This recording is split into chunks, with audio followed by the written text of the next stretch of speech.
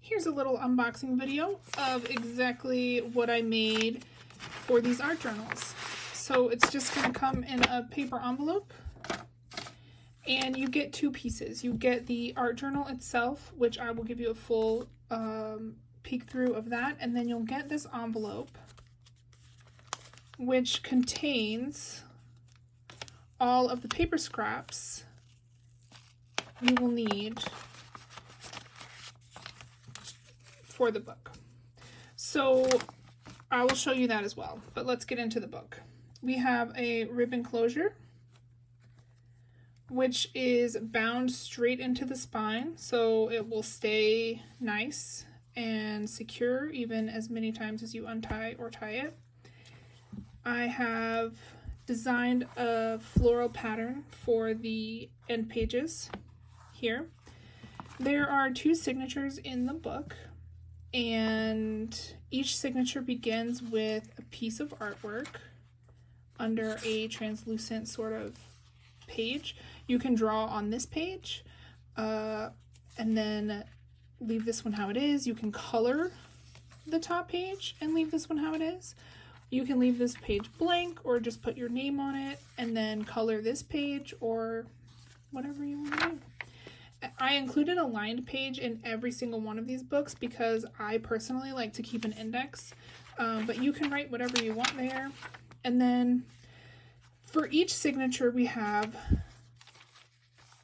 the starting page, which is a translucent kind of a paper. They're different translucent papers for each of the two signatures, and then a piece of artwork in them. And then everything else that follows, your first one will have this index paper,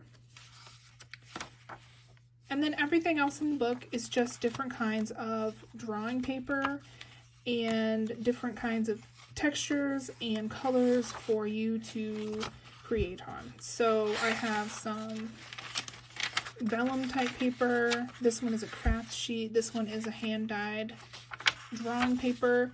These aren't as thin.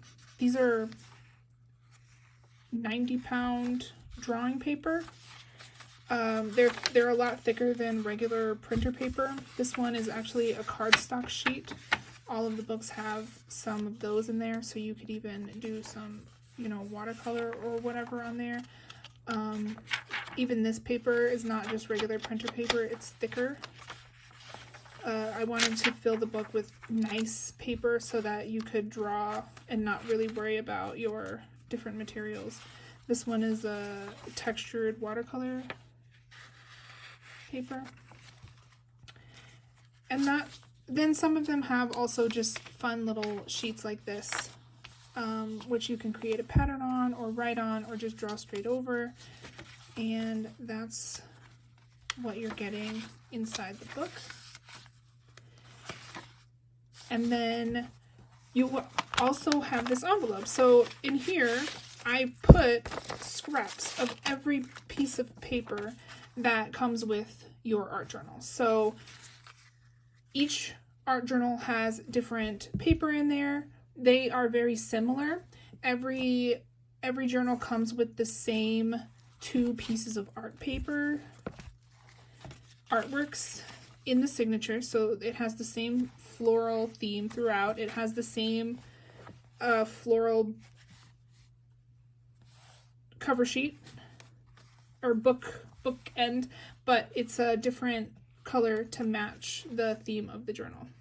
So they all have the same two art pages, but then these papers inside will be different colors based on the color theme of each individual book. And I definitely paid attention to making sure there were some darker colors and some lighter colors and some white paper and some interesting paper, just to make sure that every time you turn the page you have a lovely surface with different textures and colors to inspire you to try different things and try different materials.